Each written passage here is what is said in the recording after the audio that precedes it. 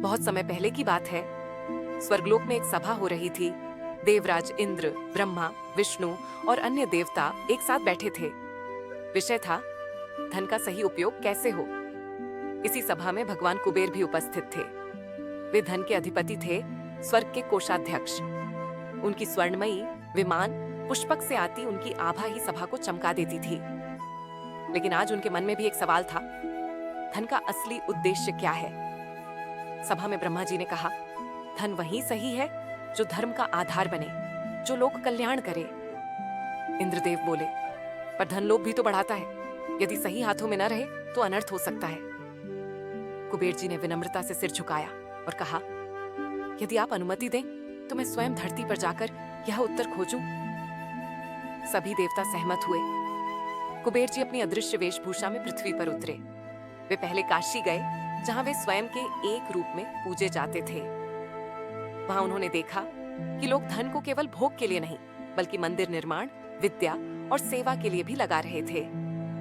फिर वे दक्षिण भारत के मदुरई पहुंचे, जहां देवी मीनाक्षी के राज दरबार में वे गुप्त रूप से शामिल हुए। वहां का वैभव असाधारण था, परंतु कुबेर ने देखा, राजा ने सोने चांदी से पहले किसानों के लिए जलाशय बनवाए थे। धन जन कल्याण का साधन था।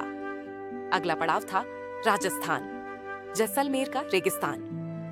यहाँ कुबेर ने देखा कि व्यापारियों ने अपने धन से धर्मशालाएं, जलकुंड और विद्यालय बनाए थे। व्यापार और धर्म का अनूठा संगम था। कुबेर जी अत्यंत प्रसन्न हुए, पर तभी उन्हें एक साधु मिले, वृद्ध, तपस्वी और तेजस्वी।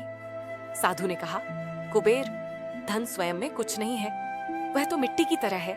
जैसे मिट्टी से कोई मंदिर बनाए या खाई खोदे, यह उस पर निर्भर है जो उसका उपयोग करता है। कुबेर ने विनम्रता से पूछा, तब सच्चा धनी कौन है?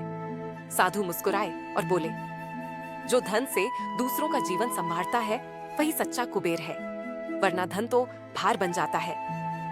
कुबेर जी स्वर्ग लौटे और सभा में अपने अनुभव साझा किए। फिर उन्होंने एक संकल्प लिया, अब से मेरा धन केवल उन पर बरसेगा जो लोक मंगल के लिए उसे उपयोग में लाएंगे। देवतागण प्रसन्न हो गए। तभी से कहा जाता है कि अगर कोई व्यक्ति निस्वार्थ भाव से, परिश्रम से और समाजहित में काम करता है तो अदृश्य रूप से कुबेर उस पर अपनी कृपा बरसाते हैं। और यही कारण है कि भारत भूमि पर आज भी, चाहे वह किसान हो, व्यापारी हो, सैनिक हो या साधु, जिसे भी सच्चे प्रयत्न से धन मिलता है, उसमें कहीं ना कहीं कुबेर की आशीर्वाद छुपी होती है।